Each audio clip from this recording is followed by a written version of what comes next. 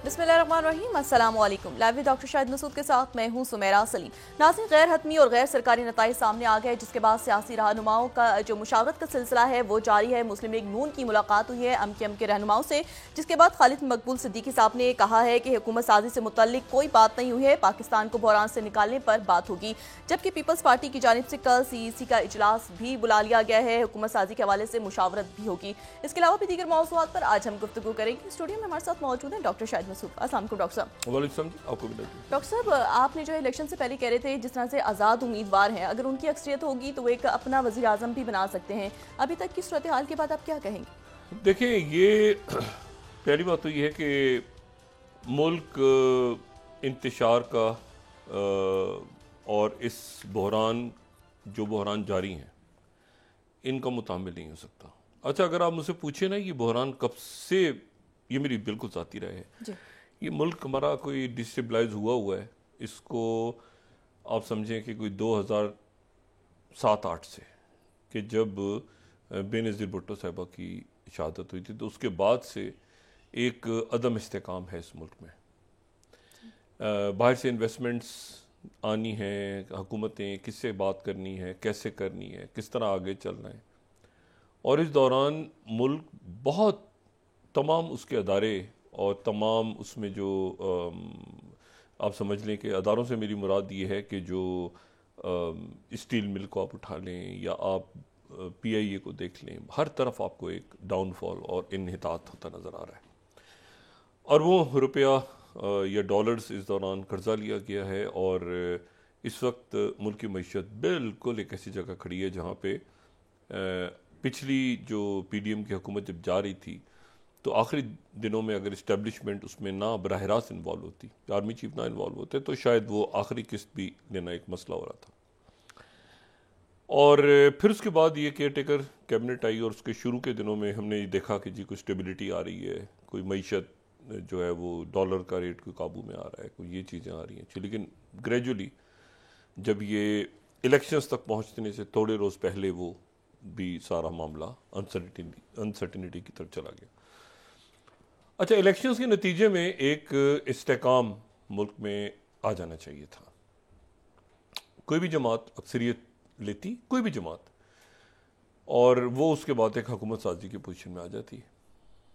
लेकिन बदकिस्मती से इलेक्शंस मुल्क में मज़ीद इंतशार पैदा कर गए, और वो इंतशार जो है वो ऐसा है कि अब वो एक कानूनी शक्ल अख्तियार कर गया इंतशार। यानी कानूनी, एक तो होता है ना इंतशार के जी सड़कों पे लोग, एक होता है कि उसकी एक कानूनी शक्ल भी हो गई, तो लोगों ने वोट डाला है। कोई फॉर्म 45 लेके घूम रहा है, कोई 47 लेके घूम रहा है, कोई आ रहे हो उसके ऑफिस के बाहर खड़े हैं, कोई इधर खड़े हैं लोग, कोई सिक्योरिटी के अदारे पकड़ रहे हैं, कोई रोक रहे हैं, कोई अमले को तहफ़्फ़ुज़ फराहम कर रहे हैं। मुल्क तो सबका है, तो मुल्क इसका मुतहम्मिल हो नहीं सकता।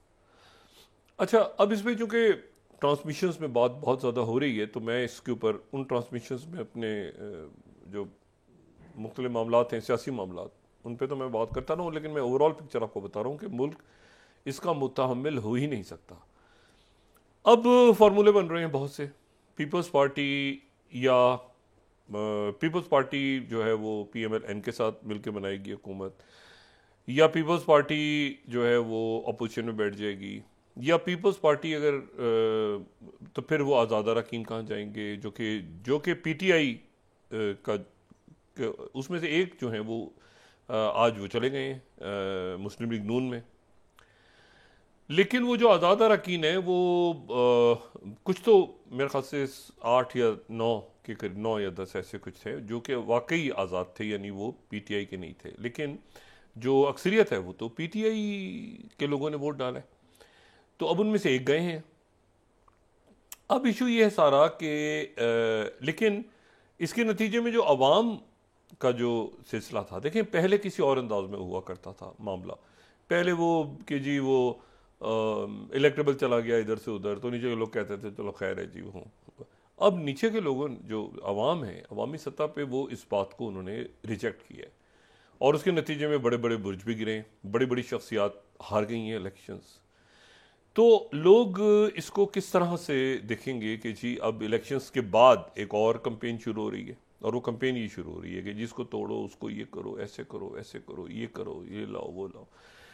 तो उसके नतीजे में ये इंतशार मजीद बढ़ेगा। और कम से कम 8 लोगों का तो स्टे हो गया उनका फैसला, और सारे के सारे मुस्लिम लीग नून के नहीं है। मुस्लिम लीग नून के लोग पीटीआई के ऊपर भी स्टे लेकर आ गए हैं, लेकिन अक्सरियत बहरहाल नून की है।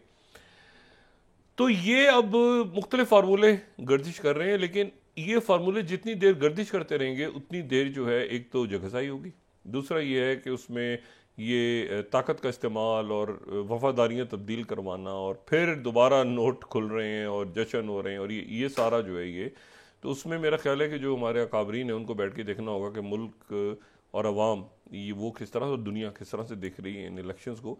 ये इलेक्शन जो है एक तमाशा से बन गए, और सारा का सारा अब जो मामला है वो फिर चला गया है इलेक्शन कमीशन, इलेक्शन ट्रिब्यूनल्स के पास, और वो चला गया है अदालतों के पास, उसके बाद जाएगा अदालतों के पास, या पहले भी चला गया है जो एक स्टे हुआ है लाहौर में। लेकिन सवाल ये है कि ये क्या इसके नतीजे में कोई इस्तेकाम आ रहा है? इस नतीजे में अभी तो इस्तेकाम नहीं आ रहा, क्योंकि ये तो इतना ज़्यादा इसमें जोड़ तोड़ होगा जो कि यानी अच्छा नहीं है कि जी आप कम के मुल्क में इस वक्त मईशत यहाँ खड़ी है और उसमें लोग करोड़ा रुपया, अरबों रुपया जो है वो खर्च कर रहे हैं, और वो वफादारियाँ तब्दील हो रही हैं या नहीं हो रही, या तो जो भी कुछ होना है, जो भी कुछ करना है, उसको या तो ये इलेक्शंस जो है वो शायद इनको आगे कर देना चाहिए था, लेकिन अब हो गए हैं। चीफ जस्टिस साहब ने उसकी डेट दे दी। अब उसका जो रिजल्ट आया है वो स्प्लिट मैंडेट भी नहीं है, वो बिल्कुल आप समझ लेना कि वो एक अजब सा रिजल्ट है कि उसमें मतलब पीटीआई पीपल्स पार्टी के साथ बैठेगी तो कहीं 169 बनेंगे, वो पीपल्स पार्टी के साथ कैसे बैठेगी, मतलब वो मतलब है कि या वो किसी छोटी जमात के साथ जाते हैं, अच्छा वही कह रहे हैं कि जी हमारे तो बहुत ज़्यादा वोट छीने गए हैं, हमारी तो सीटें ज़्यादा थीं, तो वो सीटें ज़्यादा थीं तो वो फैसला कैसे होगा, वापस कैसे आएगा? इलेक्शन कमीशन या अदालतें उसको वापस करेंगी? अगर वो कह रहे हैं, बैरिस्टर गौर ने कहा कि हमारी तो 170 सीटें थीं, लेकिन उनकी तो जो आज़ाद अरकान हैं तो वो जो छीनी गई हैं, तो वो फिर अदालतों की तरफ जाना है, फिर क्या इलेक्शन ट्रिब्यूनल्स की तरफ जाना है। तो ये इस दौरान जो है इंतशार बढ़ेगा, और इसमें जाहिर है कि जितने दिन ये बढ़ता जाएगा, अब सड़कों पे भी लोग मुजाहरे कर रहे हैं। आज दिन में काफ़ी शाहराएँ बंद थीं मुल्क में, और जमात इस्लामी जो है वो भी मुजाहरे कर रही है, जमीयत उलमा इस्लाम जो है वो भी मुजाहरे कर रहे हैं। तो इसको कैसे अब संभालना है, ये हमारा सबका काम है, और ये फौरी तौर पे तो कोई बात बनती नज़र नहीं आ रही, सवाए इसके कि अच्छा ये भी एक फार्मूला है कि जी वो आप उनको वोट दे के तो आप ही ऑपोजिशन में बैठ जाएं, उनको एक पार्टी वज़ीर आज़म बना दे और फिर ऑपोजिशन में बैठ जाए, तो ये कैसे हो सकता है? मतलब वज़ीर आज़म बनने का वोट मतलब 169 का वोट दे दे एक पार्टी, कोई भी एक पार्टी, और वो जो है वो फिर ऑपोजिशन में बैठ जाए। यानी पीपल्स पार्टी ऐसा क्यों करेगी, या मुस्लिम लीग नून ऐसा क्यों करेगी कि वो वज़ीर आज़म का वोट उधर दे के फिर इधर बैठ जाओ, तनकीद शुरू करते करना? तो ये एक अजीब जो है ना, एक ग्रिड लॉक, एक कॉन्स्टिट्यूशनल प्रॉपर, जो मैंने लफ्ज़ इस्तेमाल किया था ना, परफेक्ट स्टॉर्म एक बन चुका है मुल्क में। ये इलेक्शन के होने के बाद अब तो हो गए ना इलेक्शन, यानी पहले तो ये था कि जी केयर टेकर सेटअप है तो जनाब उसमें कुछ बहुत सारी चीज़ें ऊपर नीचे हो रही हैं, ठीक है, लोग कहते हैं इलेक्शन हो गया, लेकिन इलेक्शन होने के बाद मैंने कहा ना कि उसको एक कॉन्स्टिट्यूशनल ठप्पा भी लग गया उसके ऊपर कि ये तो इलेक्शन के बाद क्या हालात हैं। तो उसमें ये अकाबरीन को बैठ के हमारे जो एलीट है उसको बैठ के जल्द फैसला करना होगा कि क्या हम इस इंतशार को बतौर रियासत इसके मुतम्मिल हो सकते हैं। 2-3 इशूज़ हैं, मेरी अपनी ज़ाती राय है, बिल्कुल गलत भी हो सकती है। 2-3 इशूज़ हैं जो बुनियादी हैं। एक इशूज़ में सबसे बड़ा मईशत का इशू है, और मईशत के साथ वाबस्ता है फिर जहाँ पर आप कमज़ोर होंगे माशी तौर पे, और एक तरफ तो माशी तौर पे आप इतना कमज़ोर हैं, दूसरी तरफ लोग ये भी देख रहे हैं कि यार हमारे घर का बिजली का बिल कितना आ रहा है, और सब्ज़ी और दाल और गैस का बिल और रोटी और वो, और दूसरी तरफ ये अरबों रुपया या उससे भी ज़्यादा इसको खर्च करने का और जश्न मनाने का और प्राइवेट तैयारे उड़ रहे हैं और जोड़ तोड़ हो रहा है और ऑफर, तो पब्लिक मुकम्मल डिस्कनेक्ट है इस वक्त इस पूरे सिस्टम के साथ जो कि उनके ऊपर बैठा हुआ है। और ये कभी भी अच्छा नहीं होता, ये कभी भी अच्छा नहीं होता कि आवाम की पल्स कुछ और हो और ऊपर एलिट जो है वो ये कहे कि नहीं हमने तो ये करना है, ऐसे करना है। आज बिल्कुल लोगों का मिजाज नहीं है कि लोग इस वक्त जो है ना बस लोगों को ये कि यार अल्लाह ताला मुल्क की खैर करे और यार हम आगे चलें ना, किसी तरह इससे निकलें इस पूरे मामले से। लेकिन वो देख रहे हैं कि जश्न हो रहा है और जना खुशियाँ मनाई जा रही हैं और शोर शराबे हो रहे हैं और उसके नतीजे में पता है स्टॉक कल मार्केट कहाँ जाती है, ये हमें देखना है। मैं बात ये हमेशा कहता रहा हूँ कि पाकिस्तान में जो तो एक तो मईशत है, फिर साथ ही सिक्योरिटी चैलेंजेस हैं, आपके बॉर्डर्स के ऊपर जो हालात हैं, और फिर ये कि इस्तेकाम अगर नहीं आता, ये इंतशार इसी तरह रहता है। ये मैंने कहा ना इंतशार और बढ़ गया है। 4-5 दिन पहले तक तो ये था ना कि एक होप, अच्छा जी ऐसे होगा ऐसे हो, अब वो इंतशार ऐसा अजीब बन गया है कि आप यानी सियासी जमातों में आप एक को बी के साथ जोड़ते हैं तो भी मसला है, बी को सी के साथ जोड़ते हैं तो भी मसला है, बी उधर से, और कोई शख्स एक, मैंने कहा ना कि एक अरब खरबपति आदमी जो है वो एक पैसा छोड़ने को तैयार नहीं है इस वक्त, कि वो एक रुपया पैसा भी छोड़ दे, वो चाहे 50 साल से चाहे 80 साल से उसका ख़ानदान इक़्तिदार में हो या वो कोई नया आया हो। ये जो था ना कि मिडिल क्लास आएगी और ये मामलात को हल करेगी, बदकिस्मती से ये फार्मूला भी कई साल पहले फिट चुका है, क्योंकि मिडिल क्लास आई तो वो भी मिडिल क्लास वाले भी अरब खरबपति हो गए फ़ौरन। तो वो जो बात थी कि जी उन्होंने फिर अपनी अलग तरीके ईजाद किए इस मुल्क में, ये भी एक बड़ा इशू है। उन्होंने नए तरीके ईजाद किए कि जी इसको पढ़े लिखे अंदाज में, ये जो लफ्ज़ एलीट है तो ये एलीट कैप्चर जो है उसमें उन्होंने फिर वो नए तरीकों से उन्होंने लूट मार की, जिसको वाइट कॉलर क्राइम कहते हैं। तो अब ये है कि ये सिक्योरिटी चैलेंजेस और ये इस हफ्ते में मामलात ये उलझन का शिकार रहेंगे। इतनी जल्दी कोई हुकूमत बनती नज़र भी नहीं आ रही, ख़ास तौर पे जब ये ट्रिब्यूनल्स में चैलेंज हो गए और ये आगे, तो ये अब देखना है कि कहाँ तक हम बर्दाश्त कर सकते हैं। ये बात मैं इसलिए कह रहा हूँ कि इर्द गिर्द के हालात बिगड़ गए हैं इन दिनों में। एक तवक्को ये थी कि शायद हमारे आसपास के हालात थोड़े से बेहतर हो जाएंगे और वो मतलब है कि थोड़ा सा इलाका जो है हमारा, ख़ास तौर पे मशरिक़ वुस्ता या यूक्रेन के हालात या जो बाकी दुनिया के हालात थोड़े से संभल जाएंगे, तो इस दौरान जो है ये पाकिस्तान में इलेक्शंस भी हो जाएंगे। लेकिन हुआ ये है कि बाहर इंतशार बढ़ गया है बहुत ज़्यादा, बहुत उलझ गए हैं बाहर के हालात, यानी हमारे उस पड़ोस के हालात बहुत उलझ गए हैं। और उलझे इस तरह से हैं कि एक तो सेक्रेटरी ब्लिंकन का जो 5वां दौरा था वो भी नाकाम हो गया, और वो नाकाम इस तरह से हो गया कि वो जंगबंदी नहीं करवा सके। और आखिरी जो रोज़ था उनका, जब वो यहाँ से गए हैं मशरिक़ वुस्ता का 5वां दौरा 7 अक्टूबर के बाद ख़त्म करके, तो आखिरी दिन उन्होंने और इसराइल के जो वज़ीर आज़म है नेतन्याहू, उन दोनों ने अलग अलग प्रेस कॉन्फ्रेंस की। और वो जो पेरिस एग्रीमेंट था जिसके ऊपर तकरीबन बातचीत मुकम्मल हो चुकी थी कि जी उस पर कतर और मिस्र और अमेरिका और मुसाद और शिनबेत और ये सारे मुल्क उसके ऊपर, और ईयू ने भी एक फार्मूला रख दिया था, और बरतानिया ने तो यहाँ तक कह दिया था कि जंगबंदी होते ही हम जो है वो फ़लस्तीनी रियासत को तस्लीम करने का ऐलान करेंगे।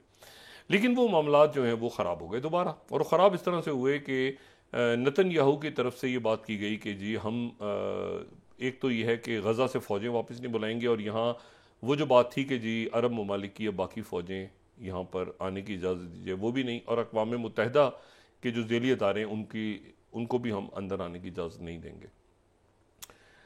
तो ये नेतन्याहू का मेरे ख्याल से यानी सेक्रेटरी ब्लिंकन की जो मिडिल ईस्ट की जो सिचुएशन थी वो अब मेरे ख्याल से वो शायद ही अब आने वाले दिनों में वो यहाँ पे आए, क्योंकि वो बार बार आए हैं और बार बार आने के बाद भी वो जंगबंदी नहीं करवा सके। बस अच्छा, हर दफ़ा जब वो ये दौरा ना हो तो बेहतर है।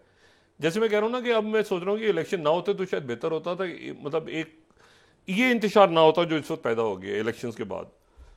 तो इसी तरह से ये ना आते, अगर सेक्रेटरी ब्लिंकन ये 5वां दौरा ना करते तो शायद एक सूरत हाल वो एकदम होता है ना, पेरिस अकॉर्ड साइन हो गया, सब ने कर लिया, बातें तय हो गई, ये हो गया, वो आखिर में जाके फिर इसराइल जो है वो उनके ऊपर हावी आने में कामयाब हो गया और वो वहाँ पे सीज़ फायर का ऐलान नहीं हुआ, और उन्होंने कहा कि जी इसराइल खुद फैसले अपने करेगा, हमने बात की है और हमास जो है वो बात नहीं मान रही, और ये वो करके वो चले गए पीछे। अच्छा, उनके जाते ये हुआ कि सऊदी अरेबिया ने अगले रोज़ जो है वो फिर 5 जो वज़राए ख़ारजा हैं उनका इजलास रियाद में तलब किया। उसमें सऊदी वज़ीर ख़ारजा भी, मुत्तहिदा अरब अमारात के भी, मिस्र के भी, उर्दन के भी, फ़लस्तीन के नुमाइंदे भी वहाँ पे, ये सारे लोग मौजूद, कतर से भी ये सारे लोग मौजूद जमा हुए। और क्योंकि सऊदी अरेबिया की तरफ से ये बात आखिरी दौर में हुई थी ना कि हम जो है वो पैलेस्टीनियन स्टेट, खुल के बात हुई थी, जो पाकिस्तान का भी मौक़िफ़ है कि दो रियासती फार्मूला इसका हल है।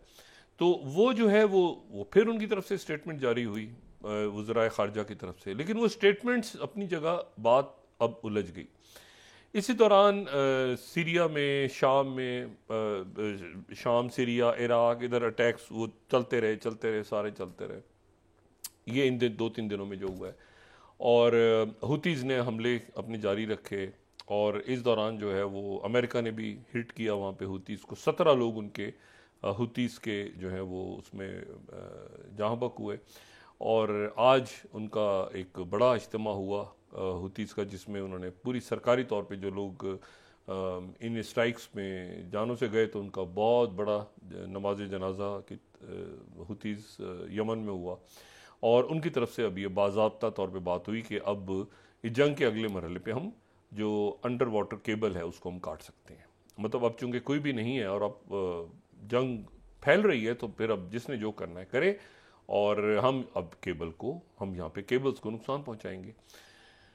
अच्छा, अब ये पूरी सूरत हाल डेवलप हुई, इसको हम, अच्छा रफ़ा जो है, रफ़ा यानी गज़ा, एक तो गज़ा है ना, एक गज़ा का इलाका है जिसको हम रफ़ा कहते हैं। रफ़ा है बिल्कुल, अगर हम नक्शा देखें जो गज़ा की पट्टी का, तो उसका बिल्कुल जो जनूब का हिस्सा है, जहाँ रफ़ा क्रॉसिंग है, यहाँ ये एक इलाका है, आप समझ लें। यहाँ से जब इसराइल की फ़ौज निकली थी 1982 में, तो यानी जब ये मुआहदा वगैरह इजिप्ट के साथ हुआ था, तो उस वक्त ये हुआ था कि बदकिस्मती से रफ़ा 2 इलाकों में तकसीम हो गया था। अरे ये गांव था, बड़े खूबसूरत, ये एक ही इलाका था रफ़ा का, लेकिन ये 2 हिस्सों में तकसीम हो गया। एक रफ़ा का जो इलाका है वो चला गया गज़ा के पास, और एक रफ़ा का इलाका चला गया मिस्र के पास, और दरमियान में एक बड़ा सा बफर जोन बन गया, वहाँ पे क्रॉसिंग बन गई। तो वो असल में सारा का सारा फ़लस्तीनी इलाका था, फ़लस्तीनी गांव था, लेकिन बस वो, तो उसमें वहाँ रहने वाले लोग सारे के सारे जो है वो उस गज़ा की पट्टी में धकेल दिए गए जहाँ पे अब रफ़ा है। यानी रफ़ा जो है एक बड़ा इलाका था ना, तो वो थोड़ा सा रह गया जो गज़ा के अंदर रह गया, बाकी मिस्र का हिस्सा बन गया, तो उसको हम रफ़ा नहीं कहते, बल्कि वहाँ रफ़ा बॉर्डर और बफर जोन और वो सारा इजिप्ट के इलाके में बन गया। अब इसराइल ने ये कहा कि जी हमें खान यूनस में और शुमाली जो इलाका है गज़ा का, वहाँ पर सारे हमने ऑपरेशंस कर ली हैं, तो हमें तो वो सिनवर नहीं मिला अभी तक, और ना मोहम्मद एफ मिला। तो ये जो हमास के लोग हैं ये यकीनन अब रफ़ा में हैं। अच्छा, पूरा जो गज़ा है वहाँ पर जो बमबारी और जाहिरियत, और कई अब तो महीने गुजर गए, उसके बाद जितनी भी गज़ा के लोग बचे कुचे रह गए, इस वक्त तकरीबन वहाँ पर 12 से 14 लाख लोग इस वक्त रफ़ा में जमा हैं। छोटा सा इलाका है, लेकिन वो जान बचा के सारे एक इलाके में हैं, और रफ़ा के इलाके में हैं।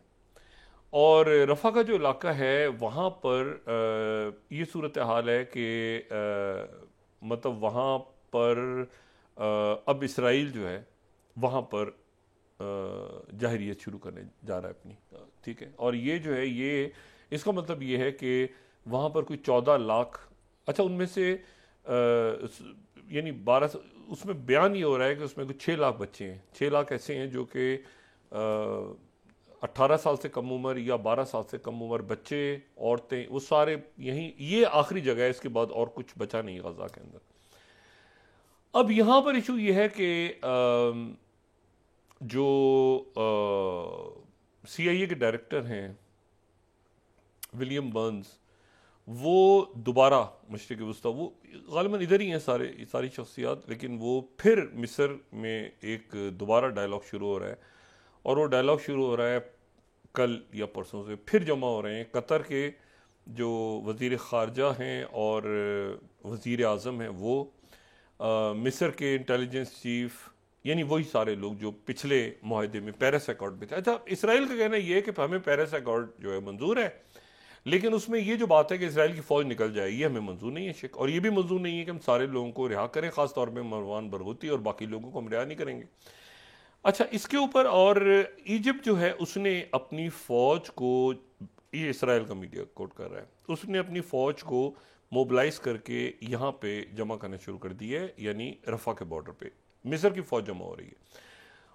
एक खबर ये भी आ रही है कि मिस्र की तरफ से कहा गया है कि अगर रफा के ऊपर आपने जंग छेड़ी तो उसके नतीजे में हमारा मुआहदा ख़त्म हो जाएगा। ये बात मैंने पहले, क्योंकि मिस्र ऑलरेडी जो है ये देखें ना, आज सोमालिया में वहाँ पे मोगदिशो में एक अटैक हुआ है, उसमें मुत्तहिदा अरब अमारात के और जो बहरीन के, जो मैं अरब न्यूज़ को कोट करता हूँ क्योंकि ये जो ख़बर है ये बड़ी परेशान कुन ख़बर है कि मामला जो हैं, ये मैं अल अरबिया को कोट कर रहा हूँ, 11वीं स्लाइड, ये सऊदी मीडिया रिपोर्ट कर रहा है कि शबाब, अब ये शबाब वही है जो अलकायदा के साथ अपने आप को लिंक करती है। वहाँ के लोगों ने अटैक किया मोगदिशो में और 3 यूएई के ट्रूप्स और एक बहरीनी ऑफिसर को सोमालिया में निशाना बनाया।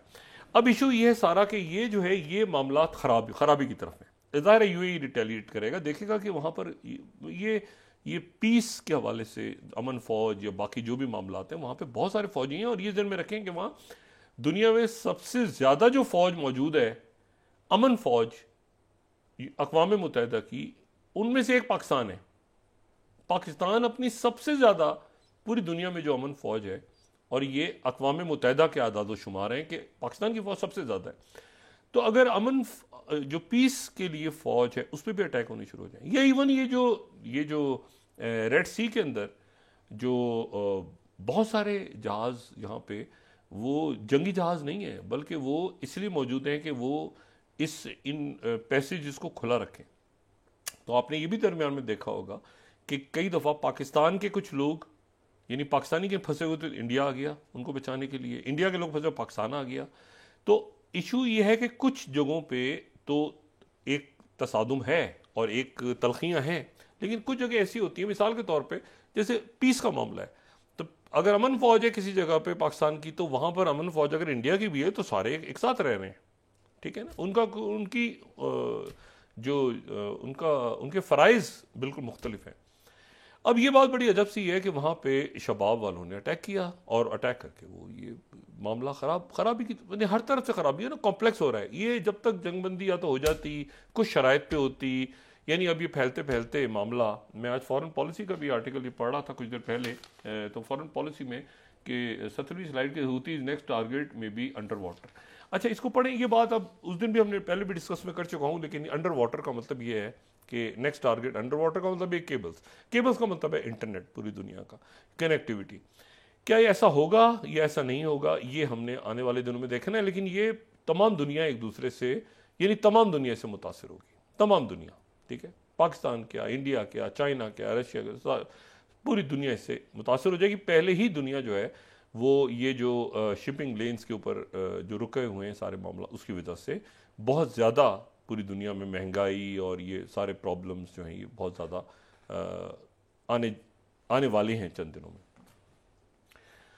अच्छा, अब ये मैं बात सारी इसलिए कह रहा हूँ कि ये सब कुछ दाएं बाएं हो रहा है आपके, ठीक है ना। मतलब वहाँ पर अगर रफ़ा में ये शुरू हो जाती है जंग, सऊदी अरेबिया ने आज बड़ा सख्त बयान, सऊदी अरेबिया, जॉर्डन, OIC सब ये कह रहे हैं कि अगर रफ़ा में ऑपरेशन शुरू हो गया तो उसके नतीजे में बहुत बड़ी तादाद में, यानी लाखों की तादाद में, हज़ारों भी नहीं लाखों की, क्योंकि जितने बचे कुछ लोग थे वो सारे इस इलाके में आके जमा हो गए थे।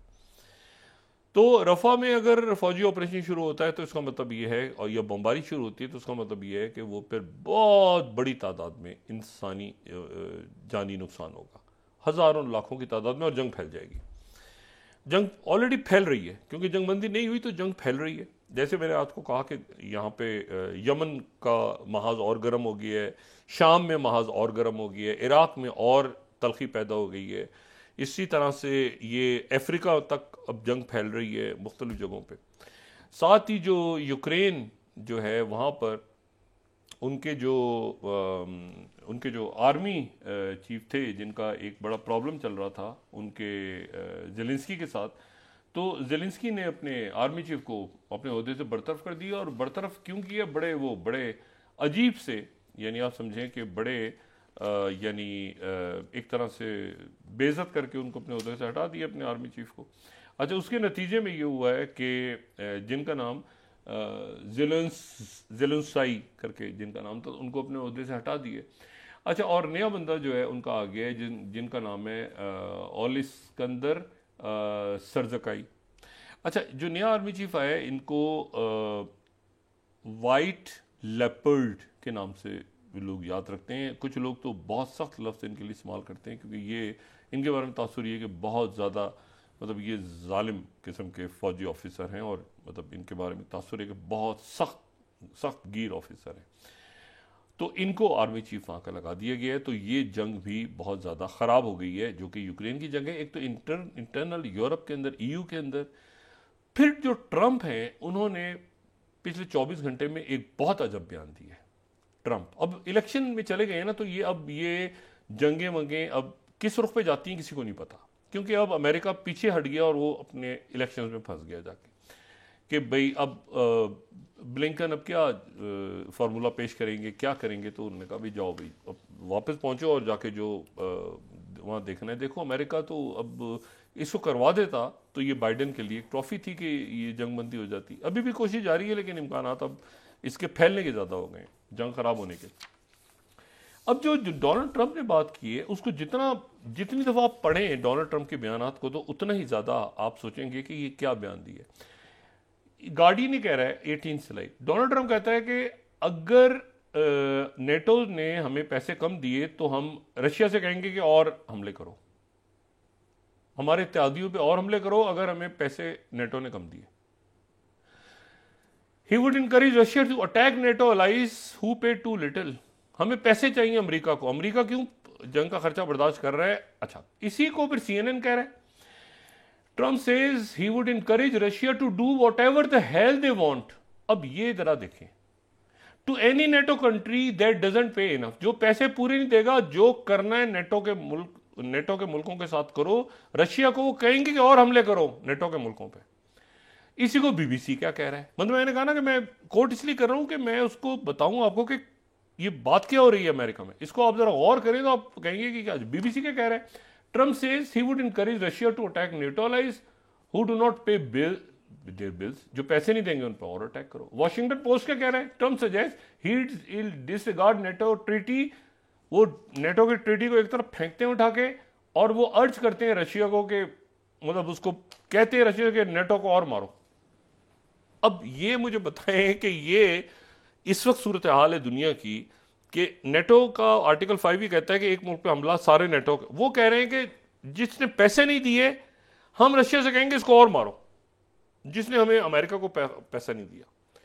ये वो है जो अमेरिका की इंटरनल पॉलिटिक्स शुरू हो गई है। और इसका असर मुझे आप ये बताएं कि इसका असर यूरोप में क्या जा रहा है, इसका असर चाइना पे क्या जा रहा है, इसका असर मशरिक वस्ता के मुल्कों पे क्या जा रहा है, इसका वो जो कि नॉन स्टेट कैरेक्टर्स हैं, एक्टर्स हैं, उनके ऊपर क्या जा रहा है। वो किस तरह से देख रहे हैं कि भाई दुनिया की एक बड़ी सुपर पावर जो है उसका साबिक सदर और आने वाला जो उसका जो मेन इलेक्शन लड़ने जा रहा है बंदा, वो क्या बात कर रहा है कि मुझे पैसे नहीं दिया तो पैसे नहीं दो तो हमारे इत्तेहादियों पे बमबारी करो।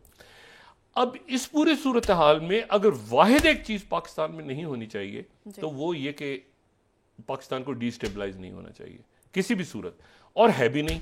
लेकिन अगर ये मामलात आगे बढ़े, अगर स्टॉक मार्केट और मईशत और सिक्योरिटी इसकी जद में आ गई, तो फिर रियासत जो है वो फिर ये सबका फर्ज है कि वो इसको बचाएं इन हालात को, इससे पहले कि ये हालात आसपास की दुनिया के खराब हों और वो पाकिस्तान में पूछेंगे यहाँ क्या हो रहा है, तो यहाँ वो पता चलेगी जो आर्टिकल 45 और जो है वो फॉर्म 45 और 47 और 47 और 45 में कौम फंसी हुई है, और बाहर दुनिया जो है वो एक बड़ी तल्ख जंगों की तरफ बढ़ रही है। तो मेरा ख्याल है कि ये हमारे लिए मुनासिब नहीं है। जी नाज़रीन, वापस आते हैं छोटे से ब्रेक के बाद।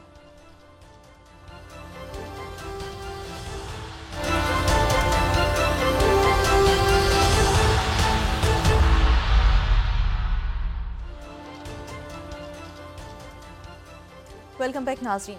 डॉक्टर साहब, आप ये कह रहे हैं कि जो आज़ाद उम्मीदवार हैं उनके पास 70 और 80 वोट हैं, जबकि पाकिस्तान तहरीक इंसाफ ये कह रही है कि उनके पास 180 की तादाद मौजूद है। देखिए, वो अब तो मसला ख़राब इसलिए हो रहा है क्योंकि वो तो कह रहे हैं और वो ये कह रहे हैं कि हमारी सीटें छीनी गई, माना हमारे तो वोट इससे ज़्यादा थे। अच्छा, जो मुस्लिम लीग, अच्छा अब इसमें और भी पार्टियां आ रही हैं। मिसाल के तौर पे जमीयत उलमा इस्लाम ने आज सड़कें जो बंद हुई हैं पूरे पाकिस्तान में, वो जमीयत उलमा इस्लाम की तरफ से हुई हैं, और वो भी शाहराहें बंद कर रहे हैं। और इसमें इशू सारा ये है कि ये जो मुशावरत है ना, लफ्ज़ मुशावरत, ये मुशावरत ये है कि अब तो बात हो भी रही है कि कुछ दो कुछ लो, मतलब तुम ये बन जाओ तो मैं, इस तरह हुकूमतें कभी किसी मुल्क में बनती हैं कि जी जो मतलब लोग अपना हक़ राय दही इस्तेमाल करते हैं इसलिए कि उनके मसाइल हल हों, इसलिए तो नहीं करते कि वो आपने वोट डाला है तो ऊपर जाके तय हो जाए कि जी अच्छा इसको यूं कर दो, ऐसे कर दो, और फिर 5 साल के लिए मुल्क जो है वो फिर दोबारा अंधेरों की तरफ फेंक दें आप। इसीलिए मैं कह रहा हूँ कि हमारे अकाबरीन को, हमारी सियासी जमातों के जो लोग हैं उनको भी, और हमारे दीगर अकाबरीन को भी इस वक्त देखना होगा कि जो खित्ता और लोगों का जो जहन है लोगों का, वो क्या है इस वक्त, क्या वो इसको मज़ीद बर्दाश्त कर सकता है इस सारे इंतशार को। आपका जो कारोबारी तबका है, आपका जो नौजवान है, आपका जो तनख्वाहदार तबका है, आपके जो आम लोग हैं जो पाकिस्तान से बाहर रहते हैं, मैं हमेशा बात कहता हूँ पाकिस्तान से बाहर जाओ तो वहाँ ज़्यादा आपको मोहब्बत नज़र आती है, परेशान लोग नज़र आते हैं कि यार पाकिस्तान में क्या हो रहा है। आप उनको किसी खाते में नहीं गिनते, ये अलग बात है, लेकिन वो रहते उधर हैं, लेकिन उनका दिल पाकिस्तान में लगा होता है हमेशा, और वो बहुत बड़ी स्ट्रेंथ है आपकी। अब इशू ये है कि ये इस पूरे सिलसिले में मैंने आपसे कहा ना कि या तो ये एक आप इसको आइसोलेशन में देखें, इस पूरे मामले को आप आइसोलेशन में देखें, जी पाकिस्तान में हो रहा है, आम से हालात हैं, चलें जी होता रहेगा। लेकिन इशू ये है कि दाएं बाएं जो जो सूरत हाल खित्ते की और दुनिया की है, वहां पर ये देखा जा रहा है कि एक मिनट, ये पाकिस्तान में इस वक्त डिस्कशंस क्या हो रहे हैं। मतलब पाकिस्तान में इस किस्म का इलेक्शन हुआ है जिसमें कोई भी पार्टी जो है, पहली बात तो ये है कि वो यानी आप देखें, आप जितना इसकी गहराई में जाएंगे उतना ही आप परेशान होंगे कि क्या चक्कर है। मतलब ये जो फॉर्म 47 और 45, 47 और 45, 47 और 45 के दरमियान रुकी हुई है, पूरा मुल्क रुका हुआ है। किसी के पास 47 है तो 45 नहीं है, किसी को 45 है तो 47 नहीं है, और जनाब सारा का सारा मामला इलेक्शन ट्रिब्यूनल्स में जाएगा। अब जब इलेक्शन ट्रिब्यूनल्स में जाएगा, कई जगह तो इलेक्शन रोक दिया उन्होंने। अच्छा, जहां नहीं रोका, अच्छा जिस बुनियाद पर उन्होंने रोक दिया है, तो कई जगहों पे उस बुनियाद पर रोका नहीं है, तो वो भी होगा कि जी आपने वहां तो इसी बुनियाद पर रोक दिया था, तो यहां भी आप हतमी नतीजे का ऐलान होने तक इसको रोका जाए। अब मुझे नहीं पता, मैंने अभी काफी लोगों से बात की कि इसमें आइन और कानून, फिर वही बात आती है ना, वो क्या कहता है कि जी इलेक्शन का रिजल्ट अगर रोक दिया गया है, मतलब इलेक्शन का रिजल्ट नहीं आया, फर्ज करें एक रोक दिया उन्होंने कि इसको रोक दे अभी आप, और इस दिन समाप्त होगी, तो फिर वो उसकी कोई डेडलाइन होगी या नहीं होगी। ये तो हमने देखा है पहले कि जी पहले जो इलेक्शंस हुए हैं उसमें लोगों ने हलफ उठा लिए, लोग आ गए, साल 200 साल बाद उनकी डिग्रियां जाली निकल रही हैं, वो कमेटियों में बैठते रहे, वो फैसले करते रहे, किसी की डिग्री जाली निकली, किसी का एफिडेविट जाली निकला 2-2 साल बाद, 3-3 साल बाद। तो ये क्या 47-45 का चक्कर भी ऐसे ही होगा, घपला चलता रहेगा सारा, और लोग बाहर चीखते रहेंगे सड़कों पे कि ये तो आदमी नहीं है, एक फटांतर पड़ा रहेगा, ये तो इसका कोई हल है। तो मुख्तलिफ जो माहिरीन कानून है इत्तेफाक से, वो भी एक तरह से पोलराइजेशन का शिकार है। आप एक माहिर कानून से बात करें तो वो आपको एक बिल्कुल अपना मतलब वो भी, मैंने कहा ना, पोलराइजेशन हो चुकी है, इतना पोलराइज माशरा हो चुका है कि आपको एक इंडिपेंडेंट राय जो है वो आपको नहीं मिलती। आप अगर वकला से भी पूछेंगे तो वो एक शिक होगी और इधर एक शिक होगी आपके। जहां पर इस मुल्क में, मैं पहले भी बात कहता रहा हूं कि जहां पर इस मुल्क में आपको सबसे ज्यादा जरूरत पेश आती है ना आइन की, कि आप कहते हैं आइन से ढूंढो चीज, वो आइन खामोश हो जाता है। तो ये भी वो जगह है जहां आइन खामोश है। यानी 2-2.5 साल तक इस मुल्क में ऐसा होता रहा है कि जी लोग बैठे हुए हैं पार्लियामेंट में और फिर डिस्क्वालीफाई हो गए 2-2.5 साल 3 साल बाद, और वो उस दौरान मराद भी हो रही हैं, फैसले भी हो रहे हैं, बिल भी पास हो रहे हैं। क्या मजीद मुतम्मिल हो सकता है मुल्क इस तरह ये इन हालात में, जहां पर आपको एक बड़ी स्ट्रॉन्ग सॉलिड, जिसके पीछे कौम की अक्सरियत खड़ी हो, एक लोग जाएं वो जाके फैसले करें कि भी ये फैसले हैं, बड़े फैसले हैं, और लोगों का इत्मीनान, जो भी पार्टी हो, जैसी भी हो, लोगों की राय कहीं तो एग्जिस्ट करेगी ना।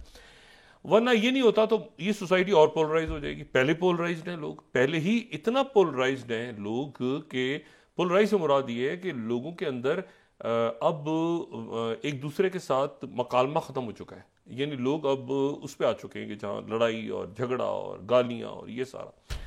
तो क्या मजीद आप मुतम्मिल हो सकते हैं? नहीं हो सकते।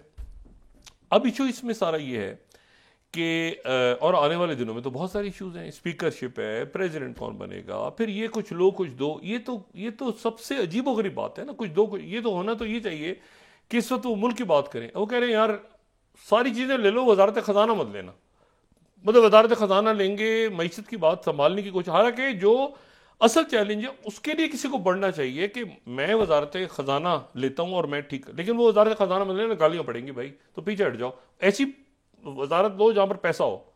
अभी तक ये सूरत हाल चल रही है। अब मसला ये है कि क्या आप मुतामिल आप हो सकते हैं इस बात के, क्योंकि जो आखिरी IMF की जो रिपोर्ट्स थी, बाहर का मीडिया तो छोड़ दें आप, जो IMF की रिपोर्ट्स थी वो बार बार आपसे कह रही थी कि आप खर्चा कम करें, बार बार आपसे एलिट कैप्चर की बात कर रही थी, बार बार आपसे कह रही थी कि आप ये अखराजात कम करें, ये ऐसे करें ऐसे करें ऐसे करें। निजकारी की तरफ हमने जाना है। निजकारी का एक प्रोसेस तकलीफ दे प्रोसेस होता है, क्योंकि उसमें जब निजकारी होती है अदारों की, तो उन अदारों में बहुत ज़्यादा जो सियासी भर्तियाँ होती हैं या बहुत ज़्यादा सियासी भर्तियाँ नहीं भी होती, उसमें बहुत से मुलाजमीन अपनी नौकरियाँ उनकी ख़त्म होती हैं। तो माशरे के अंदर हिजान पैदा होता है। वो हिजान अगर वो पैदा होना है तो उससे पहले जो दूसरा हिजान है वो तो कम से कम ख़त्म हो। तो ये अब मैंने आपसे पहले, और फिर रीजन के वाक़यात, यानी मुल्क आपस अंदर उलझ गए हैं, मुल्कों के अपने इश्यूज, सऊदी अरेबिया के अपने इश्यूज हैं, इससे चाइना के अपने इश्यूज हैं, अमेरिका के अपने इश्यूज हैं, आपके इंडिया के अपने इश्यूज हैं, अफगानिस्तान और इश्यूज में लोग फंसे हुए हैं अपने अपने इश्यूज में, ईरान के अपने इश्यूज हैं। ईरान के जो फॉरेन मिनिस्टर हैं उनकी आज मुलाकात हुई है, सुबह कल रात को मुलाकात उनकी सैयद हसन नसरुल्लाह से हुई है लेबनान में, और वो उनसे भी उनकी मुलाकात हुई है, और जो उनके वज़ीर आज़म हैं लेबनान के, उनसे भी हुई है। और मेरी ये इत्तला है कि वो शायद आज पहुंच गए हैं डेमास्कस सीरिया। और अब ये हर मुल्क पे दबाव बढ़ रहा है ना इस वक्त, बैरूनी दबाव बढ़ रहा है, यानी बैरूनी दबाव इसलिए बढ़ रहा है कि जाहिर है कि ईरान के साथ जो वाबस्ता मुख्तलिफ ग्रुप्स हैं तो वो ग्रुप्स ईरान की तरफ देख रहे हैं।